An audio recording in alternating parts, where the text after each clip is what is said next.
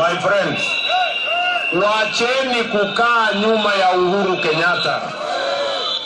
Nyinyi wadosi, hawa wanaume sijui 5, 6, 7 wanasumbua rais kila siku mkutano, mpaka hata rais hana nafasi ya kutimiza ile agenda alikuwa naye kwa Wakenya. Nyinyi wanaume 5, 6 msiende kukwama huko ati kila siku mkutano. Tokeni nyuma ya rais, kujeni mface mimi hapa, tupambane na nyinyi. Waacheni kukaa nyuma ya rais ama namna gani? Tokeni huko mkuje, mimi ndio candidate, si rais. Rais hako anapanga vile ataenda nyumbani.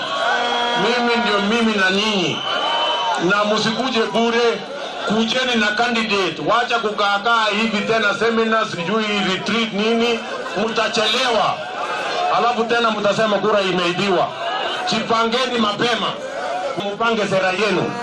Hii yetu ya bottom up yenu pangeni ni gani? Kama ile trickle down mtuambie mtabadilisha ndio ifanye kazi ambayo haijafanya kazi mwaka karibu 50 namna gani?